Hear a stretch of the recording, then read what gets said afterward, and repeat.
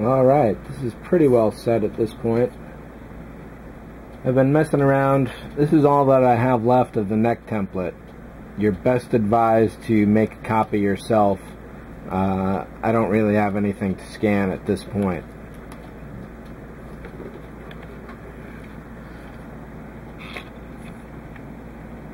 So what I've got going on here is this little template guy is going to go right at the ridge. Let's get this out of the way. There's a key in the bottom right there, and then there's this ridge right here. This slots right down perfectly there. This particular piece isn't quite wide enough and it's slightly the wrong shape, so what I'm going to do is cut this general wall angle out of a piece of styrene and then cut the middle in half and essentially do a sliding doors kind of trick where no single piece is big enough to cover the entire area, but both pieces together can be slid into place. And it looks like to get the angle exactly correct back there, it's going to take a little trickery. And then what I'll do is cut a piece to cover the top there, and I had the red LED that was going to go into place, and I was just about to glue it into place. Here it is.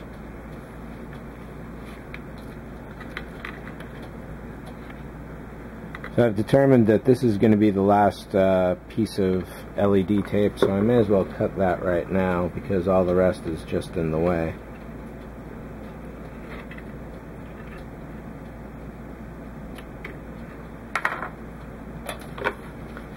So then from here I'm going to have a wire that goes to the secondary hull, or the lower half of it rather. So we'll tuck that out of the way there. Get this little guy into place. I don't want him too close. I would like a lot of light bounce going on, but I don't want him too far away either. So it's a little bit of a trick.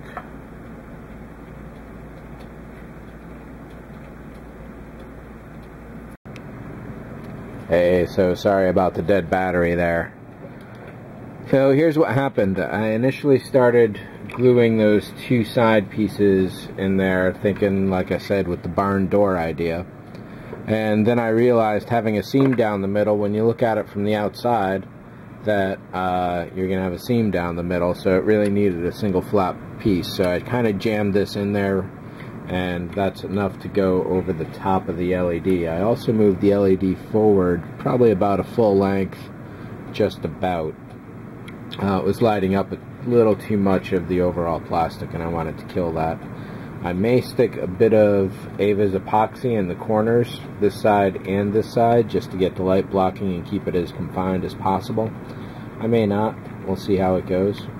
But yeah, what the heck, I do have some Ava's there, so why not here too.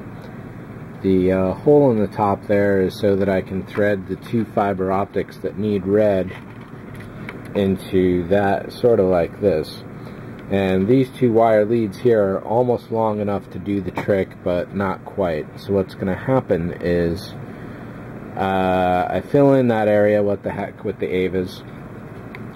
Tap this down nice and flat.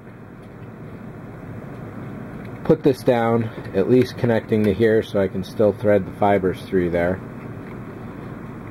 Then this negative gets soldered to that with a little bit of length of wire, probably 3 inches or so, and the resistor gets soldered to the positive with again another 3 inches of length.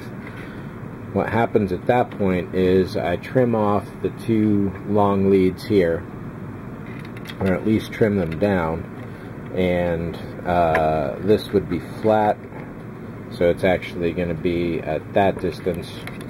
So I'll set it here with the length so that as it lays down, it's just about perfectly taut.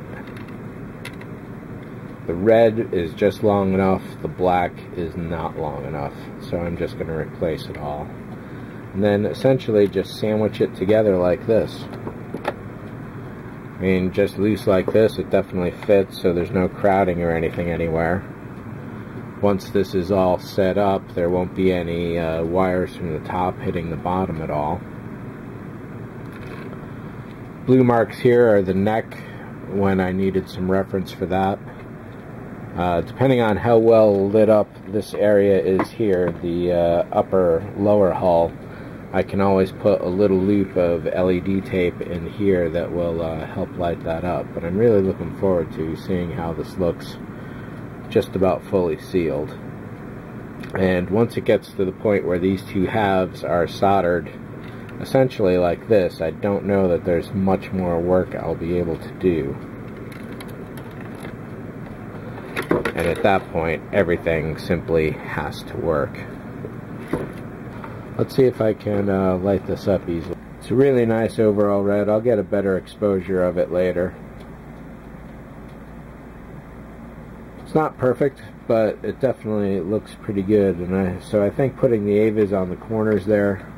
So there's no hot spot to speak of on the back here. The inner lip that holds the regular impulse piece in place kind of makes doubled up. It looks a little strange, but it's okay, it works. And you can probably see how here on the triangle that having some Avis to block that off would definitely not be a bad thing. So that's pretty good, I think. So that'll only take a few moments.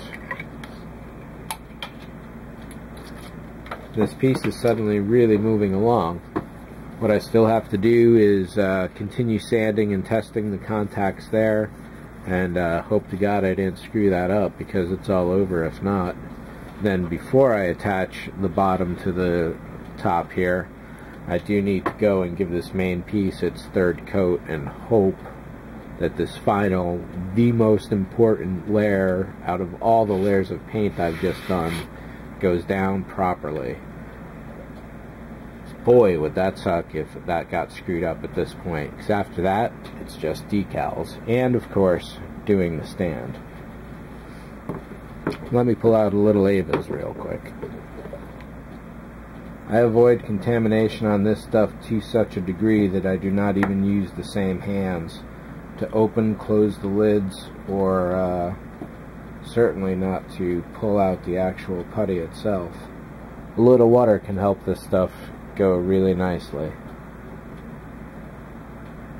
I'm going to wad a bunch into place and then razor blade it out of there.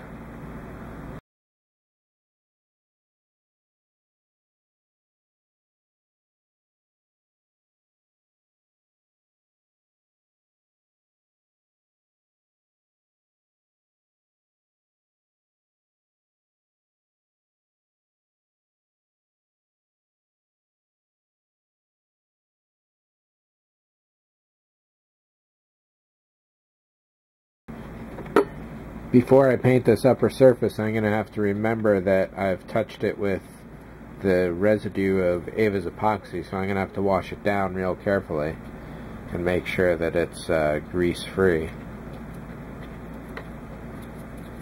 So let's light this up and check for leaks.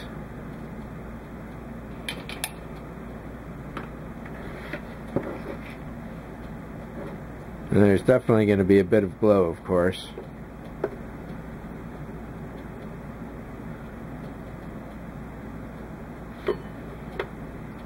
There's a little bit of a weak spot there, we'll check that, but otherwise everything pretty much looks good, I think. Oh, can't check that weak spot because I've already glued everything in. So that's all there is to that. Lesson learned, test before you seal it all up. So sweet, now that that's ready, kick that to the side. I'd like this area in the middle here to be loose, so I'm going to tack down the end. Then if I need to, once the fiber optics are in here, and if I can, I'll push this down to cover up that hole so don't get any light leak going on. So now it's just going to be a matter of putting these two together and seeing it all lit up. I'm almost ready for a test, I think. Is that really all there is to it? While you guys weren't looking, one thing I did was to place the green LED into place. So I got it nice and close to the main power bus, and it's just sitting there floating. And then I took a drop of CA onto the top of the LED, put the fiber in place, and then put some baking soda down there to weld it into place. I've said before that CA will fry fiber optics essentially, so if you spilled a drop in the middle here, it's going to get all wrinkled and ruined essentially. However, if you put it at the end for connecting, a little drop works fine, because all you're really doing is affecting the very end and you're helping to fuse it into place. However, before I fused that into place, I got this 1/4 inch heat shrink, and I'm going to take the soldering iron and then put that into place, so that will be light blocking this whole area. Otherwise, this works at this point, no problems.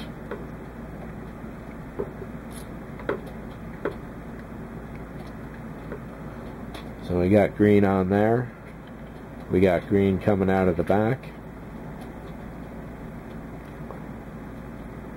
And all is set. I do still have to do sanding on these pylons, so that's going to be the main thing that holds up putting this onto this permanently.